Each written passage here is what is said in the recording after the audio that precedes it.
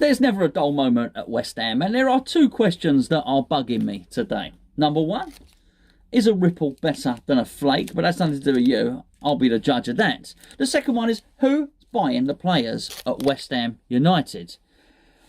The reason I ask this question is linking in really with yesterday's video about Said Benrahma. Because it appears we have a deal agreed with Brentford. It's just the small details have got to be ironed out. But we haven't agreed terms with the player. On the flip side, we have agreed personal terms with Josh King, but we haven't agreed the price with the club. In other news, Craig Dawson appears to be coming in. So that's something we'll discuss in just a second. Now, aside from the fact that Bournemouth are absolutely furious that we appear to have tapped up their player, that deal for King appears to be close and appears to be pushed by David Moyes. David Moyes wants Joshua King. Just to talk about the tapping up aspect first, I can't be too critical of the club here aside from the fact that it's against the rules. Because I, for one, was extremely critical of the fact that they appeared to have just be bidding randomly for James Tarkowski without ever really bothering to find out whether he wanted to come to the club or not.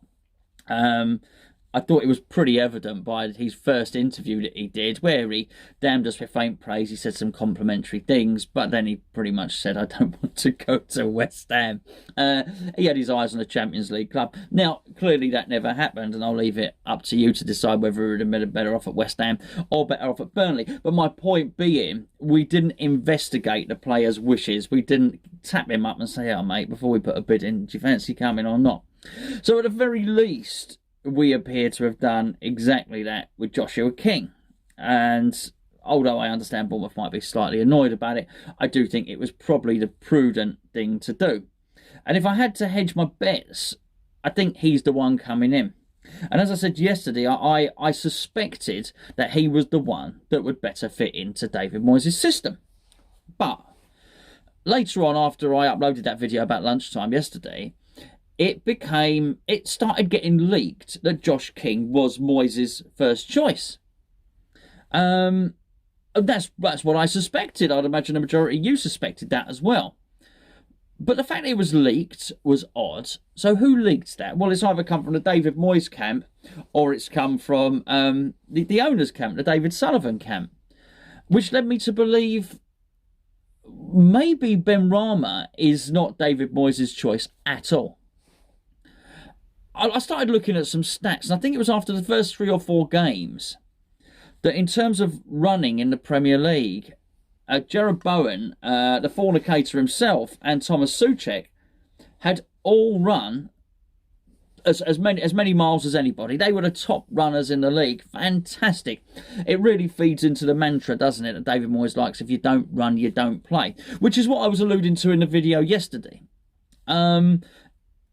I think it shows in the performances. It shows in the fact that he doesn't make many substitutions. And it just seems to be the way the team is being built now, which is a high endeavour, high energy team, which has extremely high fitness levels. And the more I looked at it, the more I couldn't see Benrahma fitting into that. So to what extent is Sullivan choosing Benrahma? If he is, and I'm working on the assumption that this is Sullivan's choice. I can understand why Sullivan would like him. I can understand why anybody would like Benrahma. I mean, you know, you've only got to look at his YouTube clips, which has, I know you can't put a lot of stock by that, but he's done it in the Championship. He is a fantastic player. He's full of flair. But let's say the suggestion remains that he may be the next Adel Taarabt. He might not be. It might be the guy that played for Bournemouth. Richie plays for Newcastle again. Very good player in the Championship. Couldn't quite put that over to the Premier League. You have no such. There's no such worries with Joshua King, of course. Now I do understand that Benrahma is 2 or 3 times as skillful as Josh King. I get it. But the more I looked at it, I thought, this guy just doesn't fit in to what David Moyes wants to do.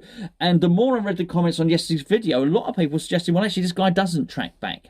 This is not what he does. So, well, actually, this can't be Moyes' choice.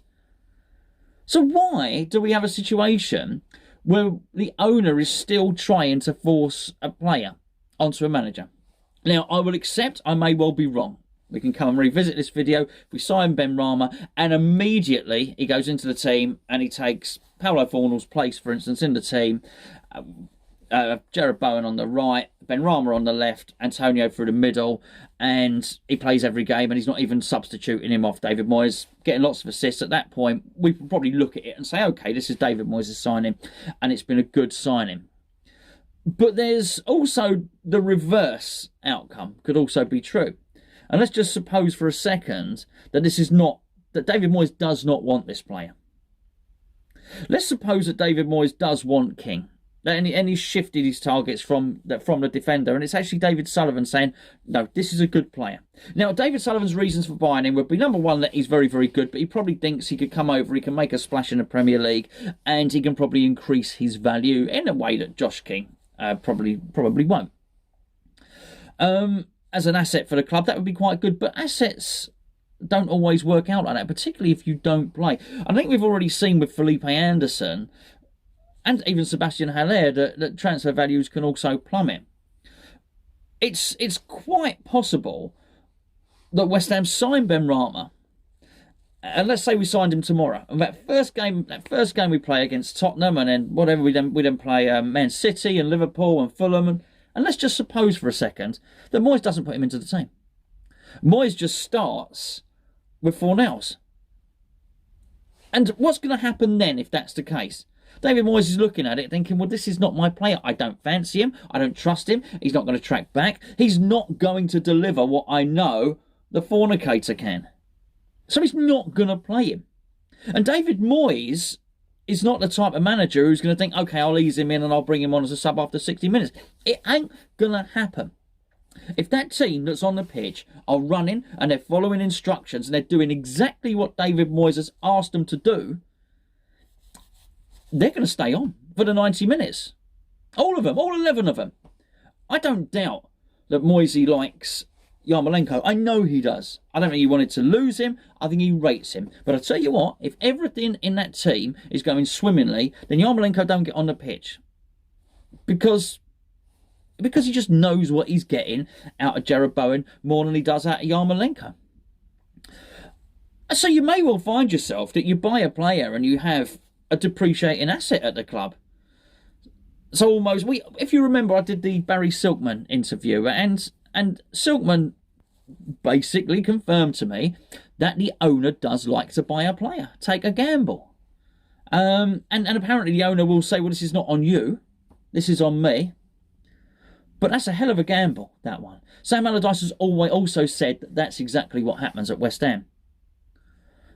But surely David Sullivan should know David Moyes well enough now to know, actually, if I buy this player, he may not get on the pitch at all. Now, in many respects, the fantasy signing is Benrahma. I would like that to be true. He's full of tricks. He's full of flicks. I think we would all really enjoy watching him play. No doubt about it. In many respects, I want him to be Moyes' choice. Because if he is Moyes' choice, that means Moyes has the belief in him. If Moyes has the belief in him, then he's going to get on the pitch and he'll probably get the best out of him. And I do think we'd have a really swashbuckling attack. I really do. But I can't quite shift from my mind that Josh King is the chosen one, so to speak. Will he buy both? I can't see it. There's a few comments in yesterday's video. Why can't we buy both? Well, I think probably the question, if I rephrase it, why shouldn't we buy both? Why can't we? Well, we won't, because that's just not what the owner will do. But if we did, Benrahma would have even less chance of getting into the team. Because if he wanted to play someone on the left and he wasn't sure, he'd still play Josh King on the left, where he played for Bournemouth pretty much all last season, because he knows he would run. And I just wonder where we're going with this, because if we play this forward, and let's say we sign Dawson, which looks like it's going to happen, and let's say we sign Benrahma, so those are the two signings that come in.